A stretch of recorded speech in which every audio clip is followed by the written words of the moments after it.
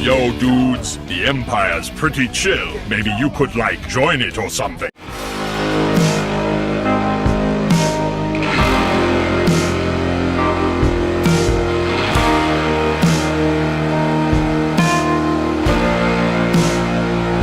Hey everyone, Lucamus Prime here. So, it is time for the next episode of a movie that didn't need a sequel, and in today's video, guys, I'm going to be covering this time an example of a comedy horror movie, which also, in my opinion, is also a Christmas movie.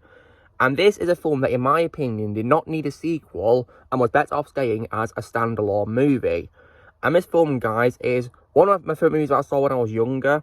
And this film, of course, is none other than 1984's Gremlins. So, you guys are probably wondering, what do I think of Gremlins as a movie? Well, I really love Gremlins. It's a great movie, in my opinion, and is so much fun to watch, and has a really great story which draws on the legends of the folklore mischievous creatures which cause malfunctions, being the Gremlins.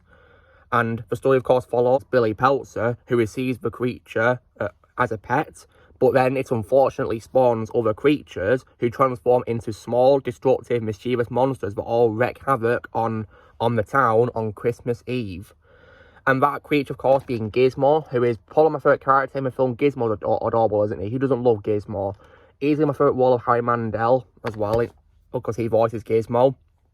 And the Gremlins themselves are pretty terrifying creatures, aren't they, that cause trouble. And my favourite, of course, being Stripe, who is voiced by Frank Welker, one of my favourite voice actors of all time. And this film is definitely really great. And it was, of course, also this film, alongside Indiana Jones and the Temple of Doom, that helped create the rating of PG-13, because there was lots of criticisms how it was really violent. And yeah, they're not wrong, because this film has lots of really dark moments. And when I was younger, I got pretty scared by them, but now that I'm older, guys, I'm used to it now in both this and Temple of Doom.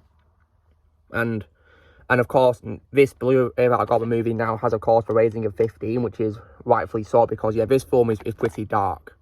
And this film also has a great ending as well, which, in my opinion, did not see any signs of setting up a sequel at all, because after, of course, the Gremlins were all defeated, Mr. Wing, who is Gizmo's former owner, comes to a Peltzer home, and he reclaims him because he criticises both the Peltzers and Western society for their carelessness with nature, because obviously they accidentally created the Gremlins by knocking some water onto Gizmo, which of course was caused by Pete Fountain, played by Corey Feldman. And as he turns to leave, however, Gizmo bids Billy goodbye, and Mr. Wing is touched by this, and he concedes that Billy may be ready one day, and until then, Gizmo's going to be waiting. And we, of course, get a voiceover as well by Randall Peltzer's actor Hoyt Axton, and may he rest in peace, where he says that you never know, there could be a gremlin in your house. So yeah, that's a pretty scary narration, isn't it? And right there, guys, I didn't see any signs of sequel baiting whatsoever in this. Just a hopeful note that one day Billy and Gizmo will reunite on a happy note, really. But then, unfortunately, 6 years later, we unfortunately did get a sequel. And that, of course, was none other than 1990's Gremlins 2, The New Batch. And if I was Stripe, guys, I'd probably say this about the movie, which is Gremlins 2 Caca, because this movie sucks. Like, wow.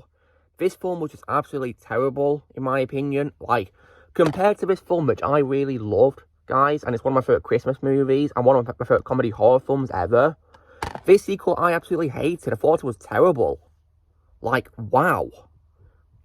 Like, this film was just absolutely horrible. I have no idea what the hell this film was at all. Like, let's run through what's bad about it, shall we? So, first of all, when it comes to this film, it has a very horrible start, in my opinion, because at the start of the movie, of course, Gizmo is back with Mr. Wing, like at the ending of the first movie. And unbelievably, guys, the film does the absolutely horrible alien-free cliche on Mr. Wing. So, I really hated that. It made the ending of the first film pointless. Like, goodness me. Like, and the way they did it was absolutely stupid. And there's also a big plot hole in this movie at the beginning with Gizmo, because you know in the first movie how it's revealed that Mogwai and Gremlins, they can't be exposed to bright light because it can hurt them and sunlight can kill them. Well, guess what? In this film, Gizmo walked out of Mr. Wing's basement and into broad daylight, and somehow he survives. Like, this film was so bad, I was shouting at how bad it was. Like, these plot holes had me shouting in anger because they were so terrible. Like, wow. Like, this was badly executed, and also when it comes to Gizmo, guys, he's probably one of the few redeeming qualities of this horrible sequel for me. Harry Mandel is still good as him too, but I feel he was really badly treated in this sequel. Horribly. And when it comes to Billy, guys, he does return, and he now lives, of course, in New York with Kate, and unfortunately, of course, he has a very annoying boss who I couldn't stand. I'm like, oh man, his boss was just such an absolute pain to watch. And also, guys, compared to this film, which has great cinematography for its time in 1984, this one, in my opinion, has bad cinematography. Like, the visuals are not good. And for some reason, guys, they actually reuse stock footage from Superman 4: Quest for Peace for showing an establishing shot of a New York skyline. And that's not a good thing to do because that film's terrible.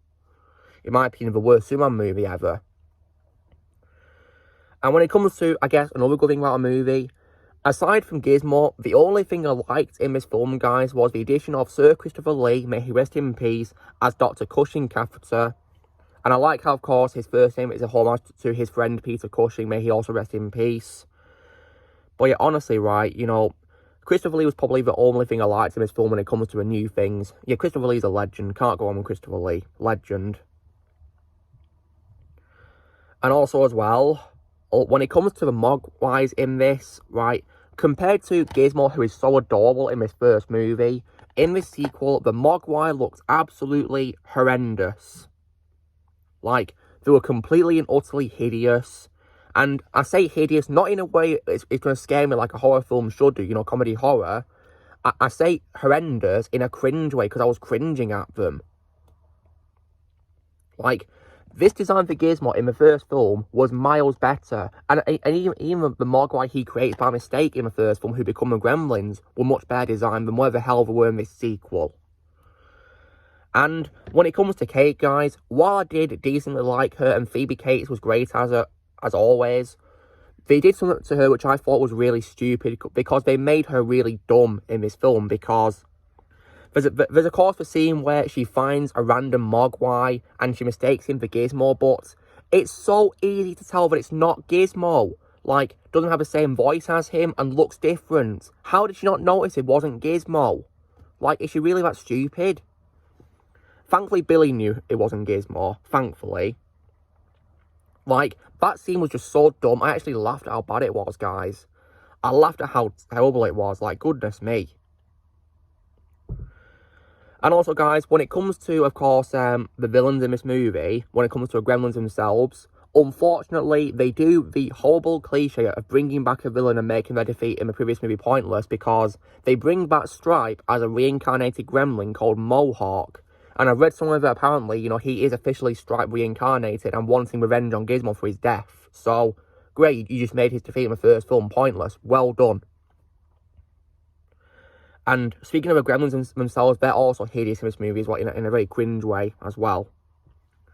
And also, what this film also does, which I think is also really dumb, is it references the original movie as an actual movie in this universe being reviewed. So, like, what?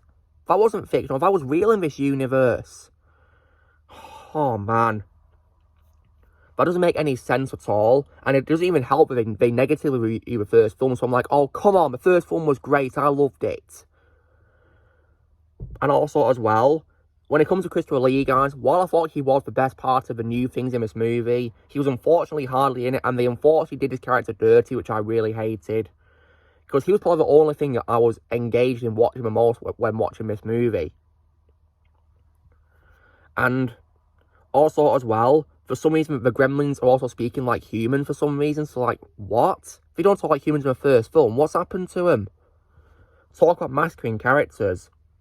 And also the visuals as well, in my opinion, were also absolute torture. Like, don't you dare get me started on a scene where the Gremlins flying. Oh, God. Like, this film was just terrible. It felt like a live-action cartoon. It was an absolute joke. And you know the iconic theme song from the first film, which played when the Gremlins are causing mischief and trouble in the town? You don't hear that until towards the end of the movie. It's barely in the movie at all. I hated that because I love that theme song. Composed by the legendary Jerry Goldsmith, may he rest in peace. Like, I really can't believe, you know, they had to underuse the iconic theme in this sequel. Because when you do sequels, guys, your aim is to try and make it better than its predecessor, but this film failed miserably at that. Totally. And also, as well, there was also a Gremlin spider. That was also a stuff of nightmares. And I say nightmare in a cringe way, because this wasn't even a horror movie because of how terrible it was, in my opinion. It was horror in a cringe way. There's also a dumb scene as well where Gizmo dressed up as Rambo for some reason. I don't know why he did that. Where he puts on, of course, his headband. And what's worse is, he actually references the fire arrows from Rambo 3. And that doesn't even help because I hate Rambo 3. In my opinion, it's the worst Rambo movie. Like, this film was an absolute train wreck. And also, what's worse is, you know the gremlin that talks, guys? Guess what? The talking gremlin sings. So, like, that was just cringe and torture. Like, I have no idea what the hell we're doing with this horrible sequel at all. And the ending is also completely dumb as well because the gremlin called Greta, who is the sole survivor of the horde, as well, entices, of course, the character called Forster to marry her. So, like, what kind of ending is that? No closure to a franchise, nothing. It's just a horrible ending right there. The first film ended the franchise properly, and it should have been kept that way. So yeah, long story short, guys, this film was just absolutely trash, in my opinion. A horrible sequel, absolutely sucked. Like I said, guys, the only redeeming quality I could say is that even though Gizmo was horribly treated in the sequel, he was still likeable like the first movie. Billy was also fine too. And when it comes to the new characters, Christopher Lee's character, in my opinion, was the best part. He was probably the only thing I was most engaged in watching because he's one of my favourite actors, guys, of all time. And even though I hated this film, he was, in my opinion, the best part of it. Rest in peace, Christopher Lee. So compared to this film, guys, which I absolutely love, I absolutely despise the sequel. Like, I give this film a solid 9 out of 10, whereas for the sequel, I give it a very bad 2 out of 10 because I absolutely despised it. I thought it was horrible.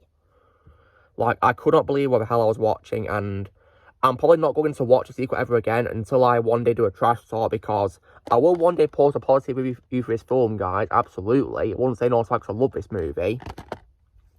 But the sequel will get a trash talk because I absolutely despise it. It's a terrible movie, in my opinion, a complete joke and an insult to a franchise. Screw it all away. And when it comes to that to own, guys, I will only ever own the original movie on Blu-ray. There is no way in hell I'll ever buy the sequel. Hell no. Because I watched it on Amazon Prime, guys, and I hated every second of it, apart from Christopher Lee's scenes. Like, honestly, like, this film was an absolute joke. And, yeah, if you guys have not seen it, then please save your time for something much more worth your time, like this first movie. Because this film is a complete waste of time. It's horrible. I'd recommend to avoid it as best you can. The less about it, the better. So, guys, this is me doing the next episode of Movie Didn't Need a Sequel. I was saying why, in my opinion, Gremlins from 1984 is probably a big example I can say of a film that did not need sequels. And apparently we're doing like a show or something on Gremlins. And personally, guys, I don't care about it. I'm not interested. I'm all going to stick to the original movie. Just this. So, yeah. So, you know, drill, guys, be sure to give this video a like. Also, be sure to also in the comments what you guys think of Gremlins. Do you think you need a sequel or not? Let me know in the comments below what you think of it. Also, be sure to join Team Prime by pressing subscribe for videos coming in the future. If you would like to be a member, you can respond using a piece of labs or you can all subscription, and I'll see you all later.